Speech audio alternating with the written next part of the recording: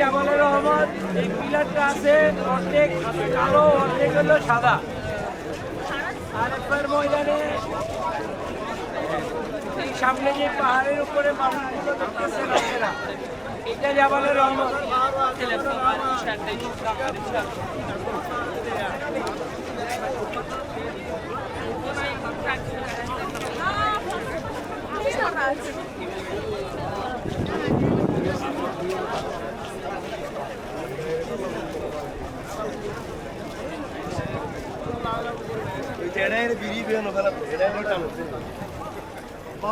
কি জাত এই জাতিকে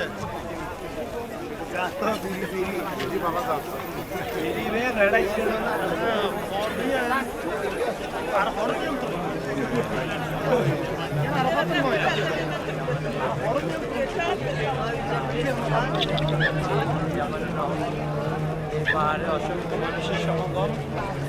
ওই পাহাড় আল্লাহ তাআলার কুদরত। এখানে সমস্ত আরফার দিন নয় জিলহজে হাজিরা অবস্থান করে। তো রাসূল সাল্লাল্লাহু আলাইহি ওয়াসাল্লাম এই পাহাড়ের নিচে বিদা হজে ভাষণ দিয়েছিলেন। 6 লক্ষ সাহাবী ছিলেন। ওনাদের আজকে আল্লাহ রাসূল সাল্লাল্লাহু আলাইহি ওয়াসাল্লাম যে 14টা বিষয় আলোচনা করেছিলেন, এটার উপরে যদি উম্মত আমল করতে পারে, এই 14টা বিষয় পুরা কোরআনের মধ্যে যে আল্লাহ তাআলা বিস্তারিত আলোচনা করেছেন, উম্মতদেরকে শুনাইছেন।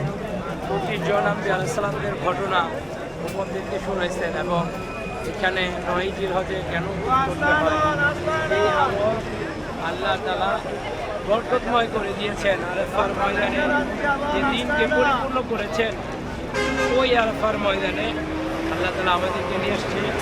তো ইনশাল্লাহ সমস্ত উম্মার জন্য আমরা দোয়া করব। ইনশাল্লাহ আমাদের জন্য আপনারা দোয়া করবেন যাতে আল্লাহ তাআলা সমস্ত হাজি সাহেবদের কদমকে আল্লাহ তাআলা কবুল করে, প্রত্যেক কদমকে কবুল করে এবং প্রত্যেক দেখাকে কবুল করে। ওই জাবালের রহমত আমরা আদম আলাইহিস সালামকে দেখি নাই, মা হাওয়া আলাইহিস সালামকে দেখি নাই, কিন্তু ওনারা যে বরকত রেখে গেছেন, ওই বরকত যাতে আল্লাহ তাআলা আমাদেরকে দান করে। আমরা আল্লাহর হাবিব সাল্লাল্লাহু আলাইহি ওয়াসাল্লামকে দেখি নাই, সাহাবাদেরকে দেখি নাই। এই বরকত আল্লাহর হাবিব সাল্লাল্লাহু আলাইহি ওয়াসাল্লাম রেখে গেছেন, এই বরকত সাহাবায়ে কেরাম রেখে গেছেন, ওই বরকত আল্লাহ তাআলা আমাদের জিন্দেগিতে চালু করে দেন। এই খুশবু আল্লাহর হাবিব সাল্লাল্লাহু আলাইহি ওয়াসাল্লাম রেখে গেছেন, ওই খুশবু দিয়ে আল্লাহ তাআলা আমাদের অন্তরকে ভরে দেন। এই জন্য আমরা কাজ করি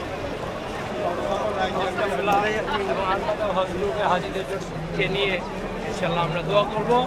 আল্লাহ তাআলা আমাদেরকে কবুল করুন। আমিন সুম্মা আমিন। আখির দাওয়ানা